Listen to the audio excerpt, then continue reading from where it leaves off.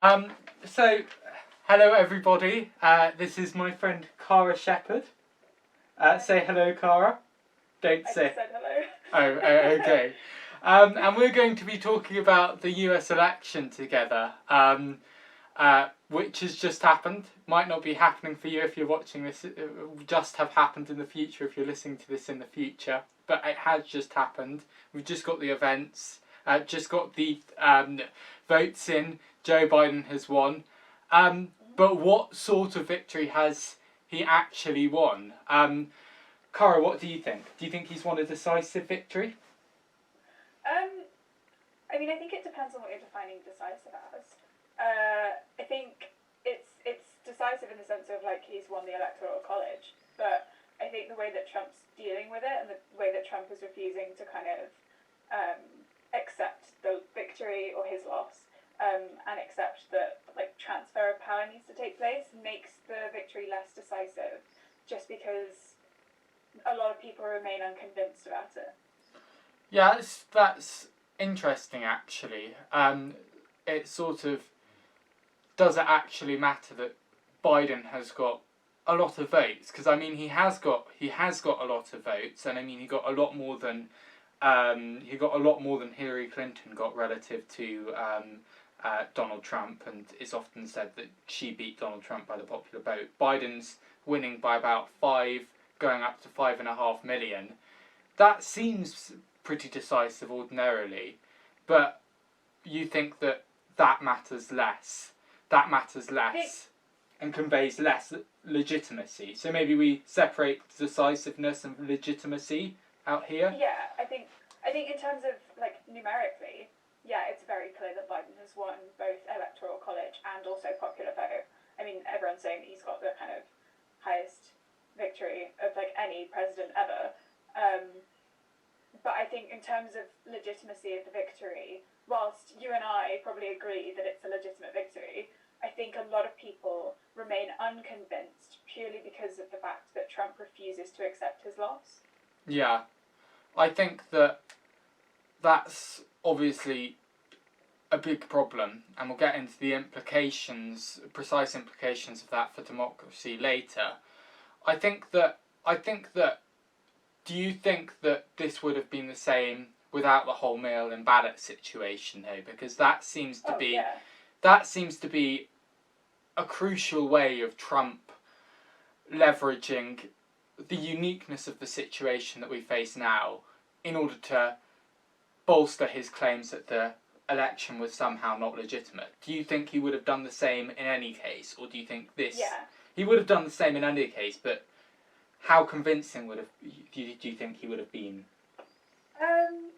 So I think mail-in ballots were. I think mail-in ballots are just the vessel through which he's complaining about the democratic process. But I think in any case he would have found a way, and I think in any case he's quite a convincing person to the right people. So I think he would have been able to convince a significant portion of people that the vote was invalid in either case. I mean, I don't know if you agree.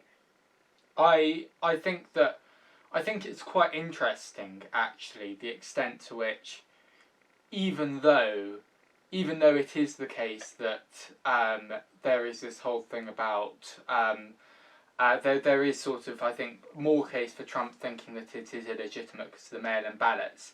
Even now, I think that there's sort of this sense that the Republican Party and the Republican media are uniting against him in a way which they previously haven't done, even around impeachment. I mean, I was, as I'm not like a Republican, but I felt a bit queasy about the Democrats and them trying to impeach Trump because they'd said they'd going to be doing it from day one. It's like, it's not a question of if they're going to impeach Trump. It felt as it was a question of when.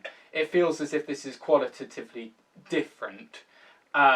So I'm thinking that my interpretation, at the least, is actually this is quite peculiar in the fact that it has actually been able to dissolve sort of the partisan division between the Republicans and Democrats. I don't know to what extent you agree with me on that. It sounds as if I think sorry, finish.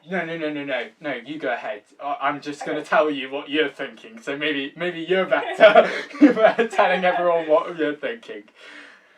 I think as far as I was looking at Trump's Twitter just before we got on this, and as I do often. Me too. Fun activity. It actually is really entertaining. But anyway, and for the past kind of 2 days, Trump's been retweeting loads of different people saying they're stopping listening to Fox News and then moving over to some other. Yeah, I saw that. It was source. quite weird. It was called. There was one called Newsmax or something, which was. Yeah, something like that. And there's Breitbart, the classic. The classic Breitbart. Say no more. Infamous, as it were. Yeah. And I thought it was quite interesting that I mean, obviously Trump's picking and choosing the people who he wants to retweet, so he's obviously choosing the select few who are stopping listening to Fox.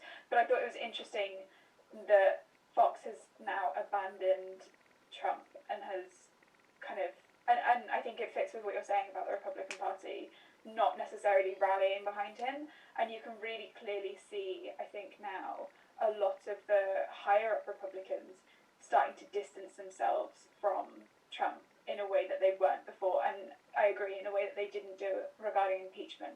Yeah, and I think that's because obviously you did have Mitt Romney, but it was just Mitt Romney in the Senate, and basically everyone in the House, either side, were completely partisan.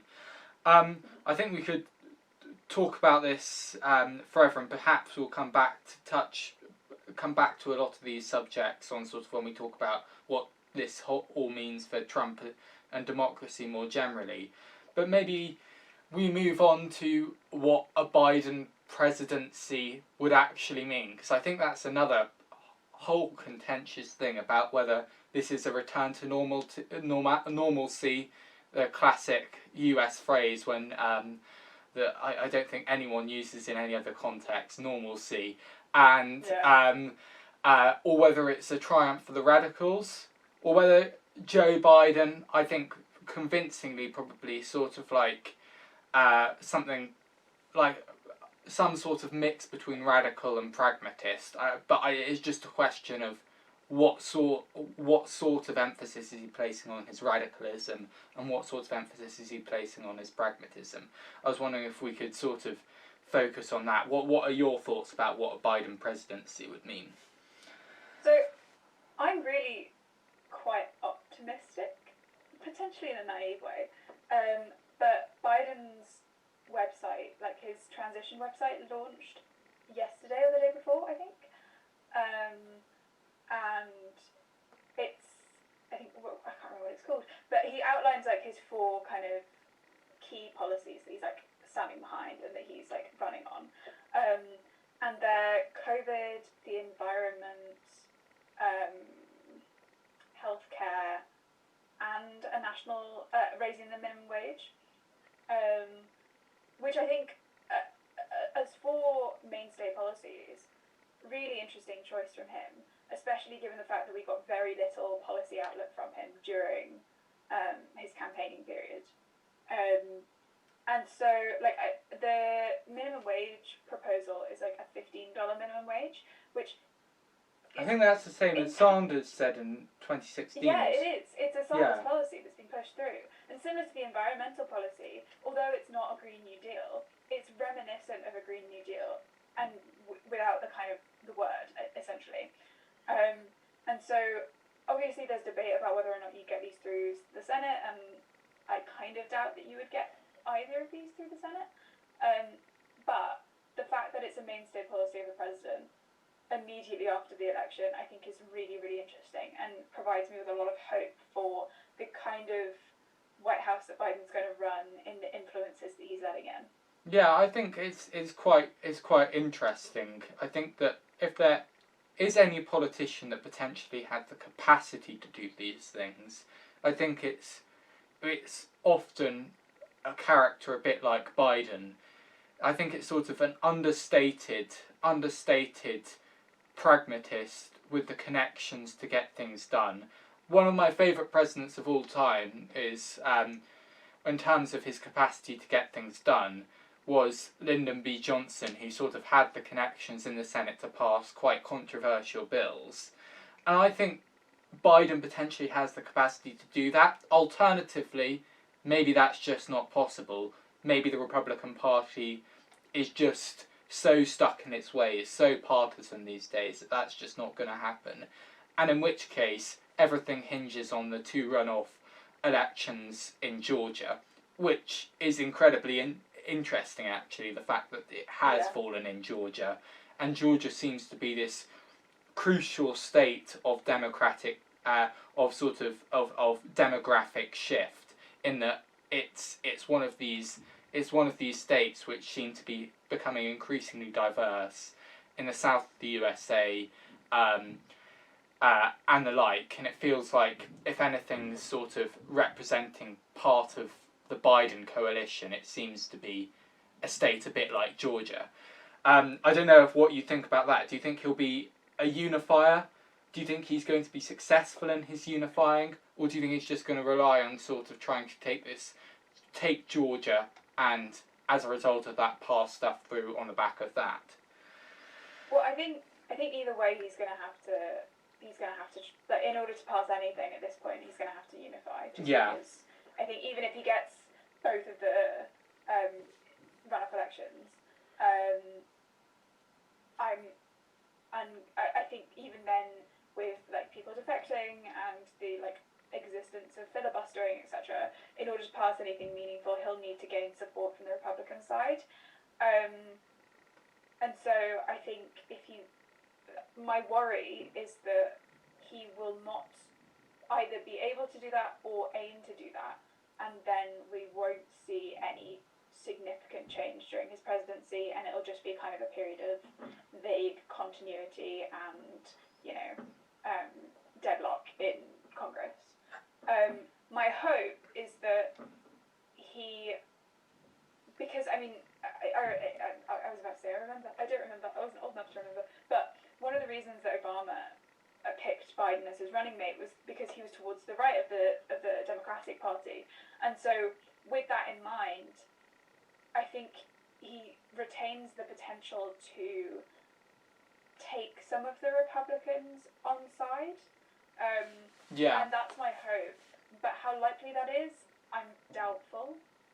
I mean, it seems very hard from the position where we're standing now. But if you remember that two things effectively: one, the Democrats have the House, and the House is usually a bit easier to take in sort of a midterm election.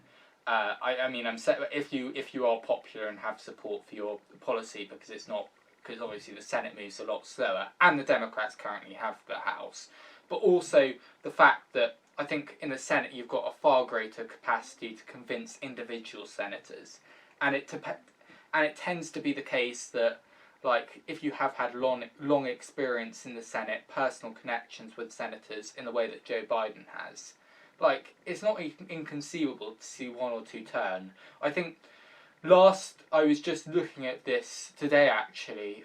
John McCain, I think a few years ago, was the one who the Republican, obviously Arizona senator, was the one who basically completely destroyed Trump's chances of overturning his reforms to Obamacare, because he was personally convinced.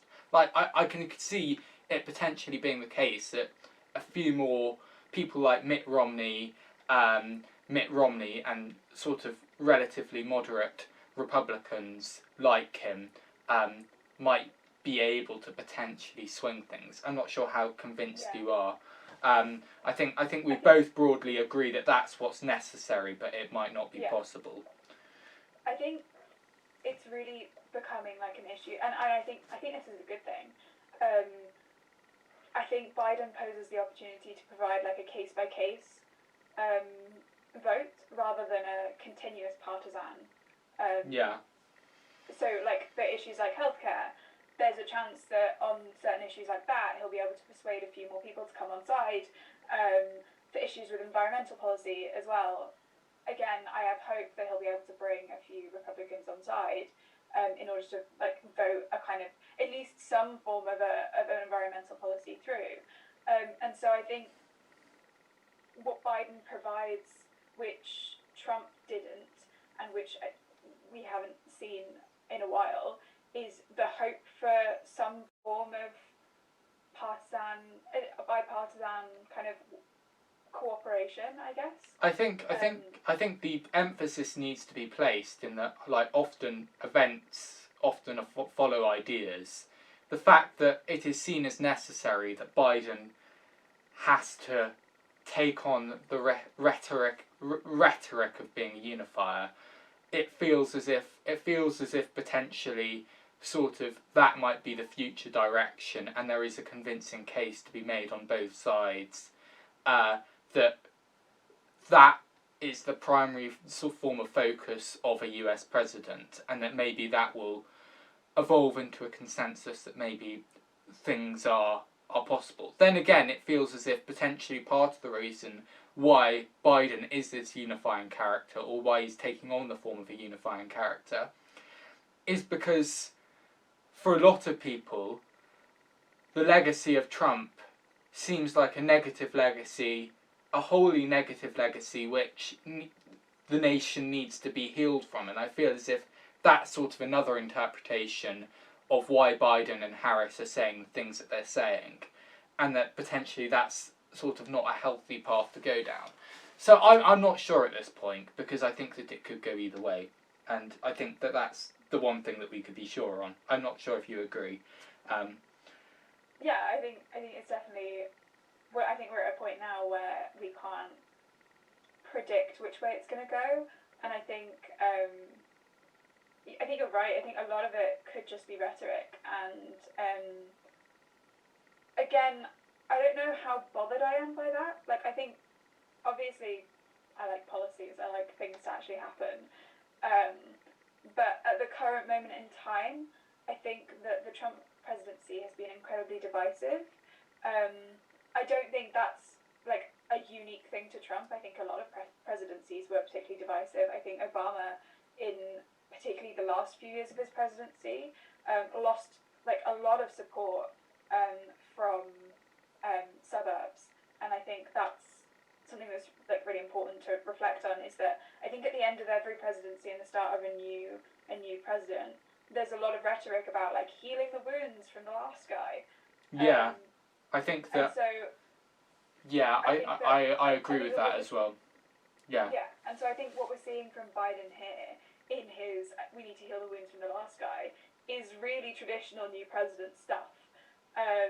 Like I rewatched the Trump victory speech right after I watched Biden's victory speech. That's a cool thing to do that I wish I had done. And like it's funny because although Biden's a better political speaker, in certain contexts, they started their speech in exactly the same way. Which was essentially like, "Oh, thanks guys who voted for me, you're great. To those of you who didn't, I'll still be your president and I'll love you just as much." And it feels to me like that's such a traditional thing to say as president-elect that you can attribute no value to it.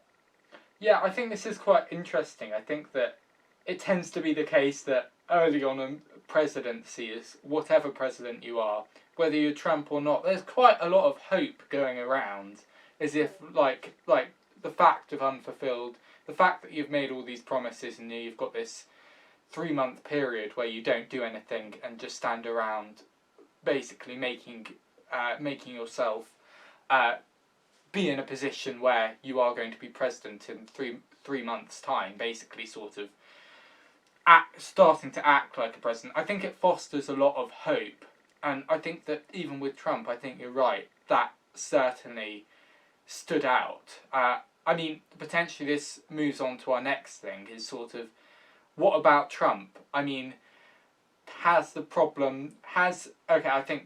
think we've discussed a lot of what his stance means about not accepting the election. But, I mean, A, did he get what he said he wanted to get done? And B, are the pressures that propelled him to victory, are they still there in a meaningful way? What do you think? I mean, on the second, yeah, I think those pressures are really there still. I think we still see, I mean, particularly with the way that COVID hit and the way that the economy declined under COVID, the people who were hardest hit seem to me to be, and correct me if I'm wrong, I'm not an economist, but the people who like kind of got hit the hardest to me seem to be broadly similar to the people who ended up swinging to Trump in 2016, and it seems like they've swung to Biden in larger numbers than I expected, because he provides that economic stability that they thought Trump was going to provide last time. And I think in terms of the first question you asked, has he achieved what he set out to achieve? Interestingly enough, I think, yeah. I mean, Trump was never going to be setting up a long-term successful economy. I don't think that was ever his kind of expressed aim. He wanted to bring and I think he did bring certain short-term benefits to the US, which had COVID not hit, would have, in my opinion, propelled him to victory. Yeah, I think that it's very interesting, and the closeness, or maybe not the closeness, we'll never really know, of the election. I mean, is it necessarily the case that COVID lost it for Trump and he would have continued for a second term? I think it's quite probable that he would have. I think it would have been at least about a 50-50 chance of it going to either Biden or Trump. You've got to remember that Trump's first election as well was historically close in terms of the key crucial electoral college states, so maybe that's an added consideration. But it's certainly not the case that it was a given that Trump would lose this election. And I think that it was probable, far more probable, that he was going to win his second election than the first election, which no one predicted Trump was going to win on. So I think that, and not just for incumbency advantages, he didn't really mess up in any significant degree. And the disruption he promised, which I think is one of the big things that Trump promised, I think it's undeniable that he did that. If he didn't drain the swamp, he at least sort of showed the swamp that it shouldn't be comfortable as it is, and wasn't paying attention to a sort of demographic that was fundamentally angry at it. I think that it's quite hard to ignore that sort of message as well.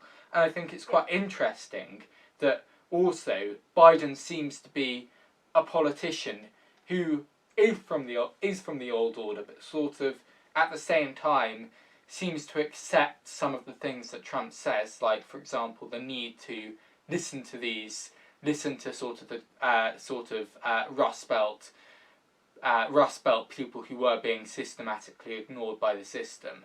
I think that relative to someone like Hillary Clinton in 2016, I think that difference is relatively clear. I'm not sure if you agree or you think that I'm overemphasizing something. I think I might be a little bit, but I think Biden was really so. I think Trump provided an outlet for a lot of the anger that came from that was directed towards the old political order.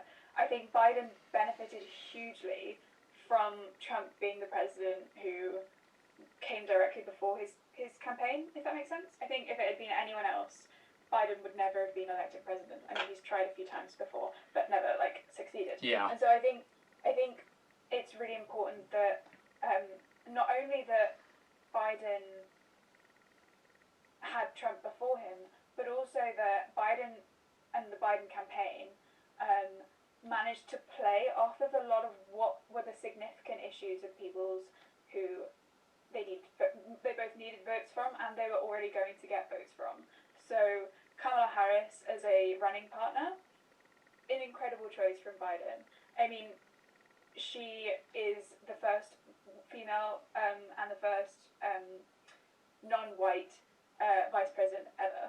And I think that's a really important choice from Biden because it not only answers the screaming calls of women in America, but also the screaming calls that the Black Lives Matter movement brought up.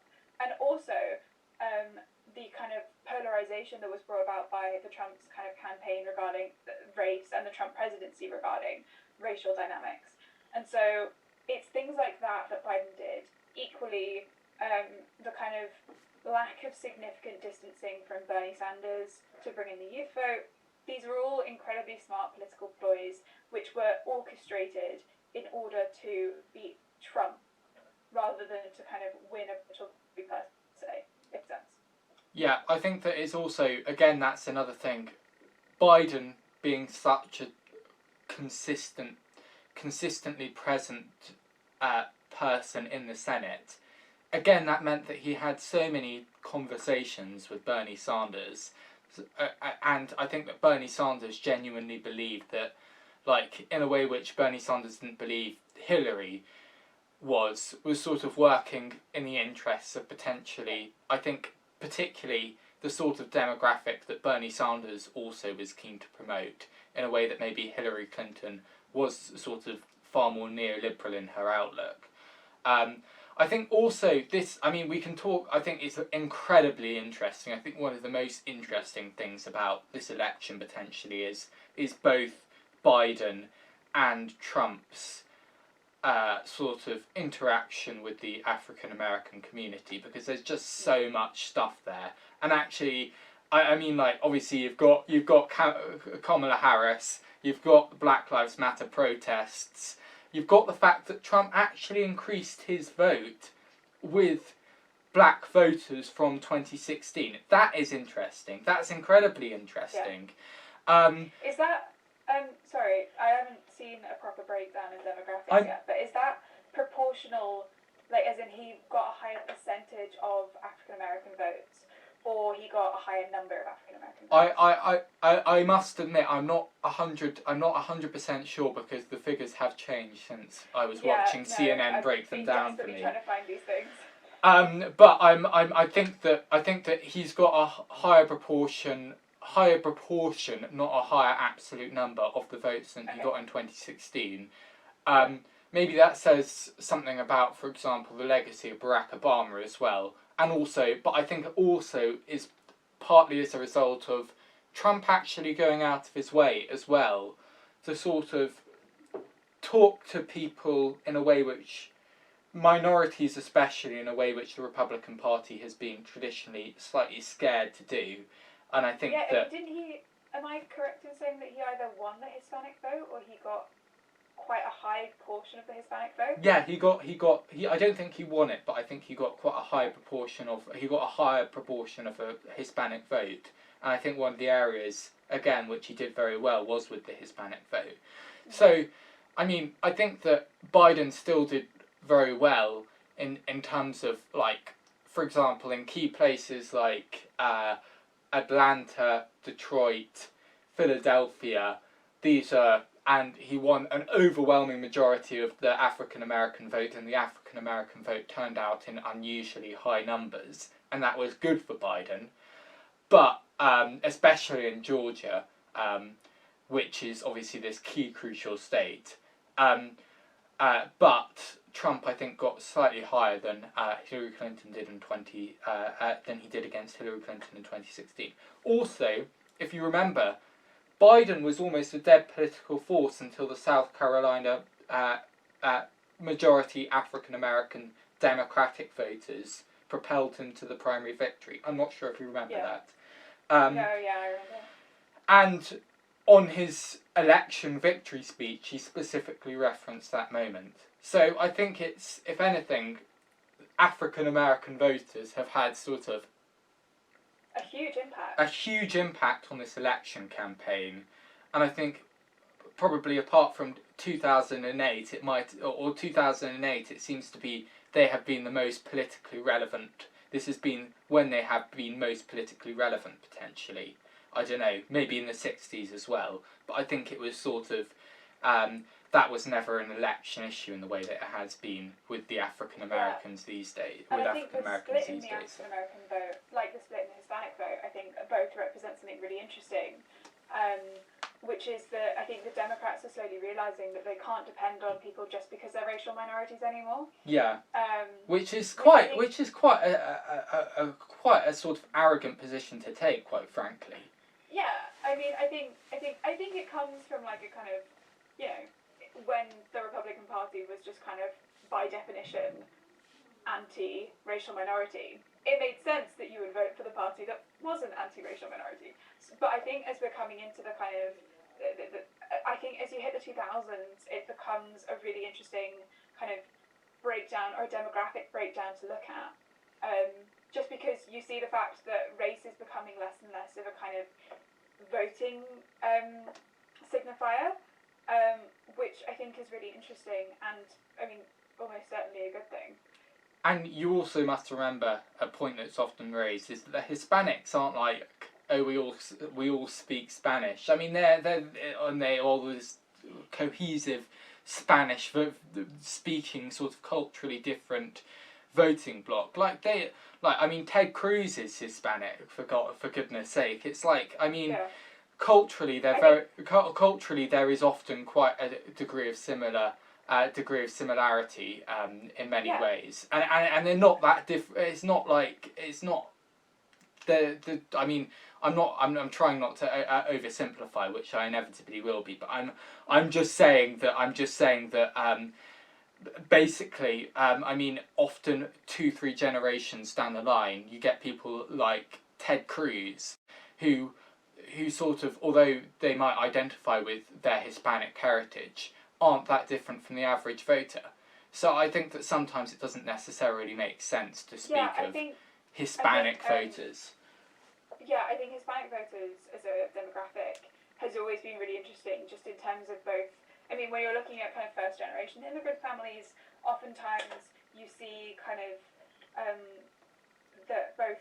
I mean, Hispanic voters, oftentimes first generation will be some form of Catholic, and so you see the interplaying of both a kind of traditionally more conservative viewpoint due to Catholic faith, and in contrast with the kind of immigrant viewpoint of kind of you're more kind of open towards immigration, which tends to be a more kind of liberal, more democratic policy. Democratic as in the party rather than as in the kind of voting system. But I think what's happening now, as we see a kind of a more intense appreciation for the complexities of first, second, third generation immigrant families, and also a kind of breakdown of community values, etc., etc.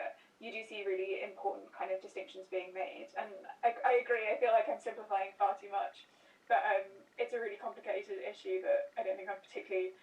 I don't think I'm well versed enough in to have a kind of unique insight into. Just don't take our word for it. It's the answer. Just in conclusion, do not listen to a word. The final point, big one. Do we think Biden sort of actually? Well, I've sort of dealt with this, to be honest. It's sort of, do we think that liberal democracy, and I mean this is sort of again, do we think that liberal democracy's heading in a good direction?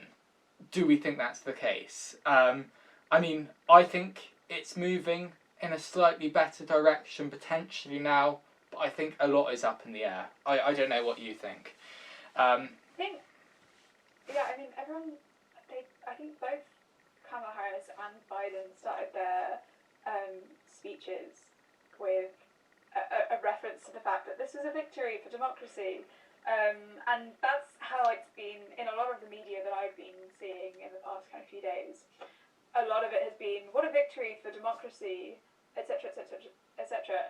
And I think that's true. I think that both Biden and Harris have a greater respect for the Constitution and the kind of legal system and their role and responsibilities as president and vice president, respectively. But do I think that this is necessarily the saving grace of democracy? No, I think we would both agree and say that I think I would agree with you that this isn't like the definitive. Oh, well, it's all fine now, and we can carry on. I think there's a lot of work that needs to be done, particularly regarding significant polarization in the states, in order to get to a point where democracy is fully functioning and where people feel accurately represented. Oh, it's quite funny actually. Everyone who's saying that for Trump's the greatest threat to democracy, I feel as if, and now democracy is cured. Trump has not gone away, and his popularity has not gone away, and what's more, the structures that put him in place in the first place, they have also not gone away. So I mean, like, it is completely conceivable that you have a Trump-like figure in a few years' time, if not Trump himself, he might pull a Grover Cleveland. But that's, I think, beside the point. The point is that people are still unsatisfied with the results of democracy. Like, they don't feel as if their lives are getting better in the long run, and I'm not fully convinced, and I don't think there's much that anyone could do to fully convince me that unless there is significant structural change to either the way in which people think about things or the way in which our economic system distributes the wealth that it generates, I'm not sure much is going to change, because people don't feel as if their lives are getting better, and if their lives aren't getting better, why should they care about a democratic system which is supposedly working in their best interests? So I mean, I think that's the basic point, and I think you'd agree with that. Yeah, no, I think absolutely. I think everything in terms of like nothing's really changed other than a temporary shift in opinion, and the emphasis is on temporary. Like, I think unless you're right, unless there's either significant structural change or a significant attempt to resolve the issues that have brought people into this kind of position where they're so dissatisfied with things the way they are, we're not going to see any sense of relief from Trump-like figures in the future. Well, think about places like it's happening across the whole of the Western Europe. You've got Nigel Farage, Silvio Berlusconi, and probably one of the only times where I'm not going to be rude about the Italians, actually. So forget I said that. But Silvio Berlusconi, everyone said once he was gone that was a good thing. But I mean, look, the Northern League is probably a lot worse. Northern League is a lot worse than what Berlusconi found. But a lot worse than Berlusconi. Certainly more sinister than Berlusconi. Berlusconi was only in it for himself, whereas, like, it feels as if the Northern League actually has some pretty I don't know, how would I best phrase this? Undesirable beliefs about how we should structure and think about society in a way which Silvio Berlusconi just didn't. Like, in terms of its attitude towards culture and religion and the economy. I mean, I think it's a lot harsher. I think that there's a far more ambiguity around whether fascism was a good thing for Italy. I mean, maybe you're less qualified to talk about Italy than me, but I think that we can see the trend. There's people like Marine Le Pen, Nigel Farage, the AfD. They still exist, and it doesn't feel as if they're going away, even if this COVID crisis has temporarily brought back a need for the experts. And I think maybe that's the one thing that we can draw, is that this is a temporary win for the experts, because we do need them in this crisis. And that might have facilitated the sort of temporary revival of the fortunes of ordinary parties. I don't know. That's sort of the very final question, I promise. What do you think? What about? Do you think that's what the legacy of COVID has been in relation to politics? A bit of a wide question, but I'm thinking sort of temporarily. Do you think that's contributed to the victory of Trump, also a victory of Biden rather, but also a normalisation of politics more generally? I think I'd actually disagree with you. I think what COVID's done is it's provided a necessary faith to be placed in government, or rather a reimagining of the faith placed in government. I mean, in the UK, we've accepted significant lockdown measures, etc., etc. We've put faith in the government that it's doing these kind of significant. It's got significant oversight, but because that's like for the protection of our lives, etc.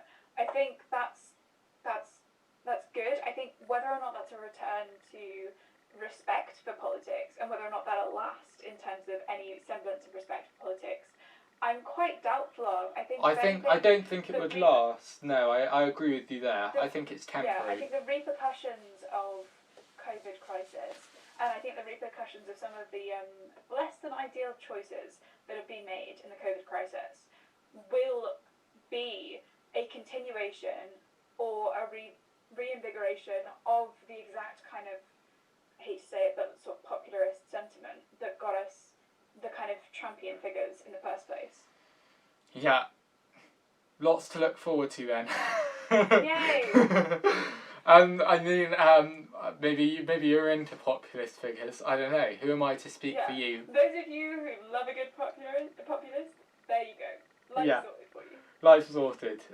Well, anyway, this has been Cara. I didn't actually introduce her at the beginning. So, Cara Shepherd goes to St Andrews University, which I have recently also got an offer from, unconditional as it happens. Congrats. Yeah. Thank you. Anyway, bye.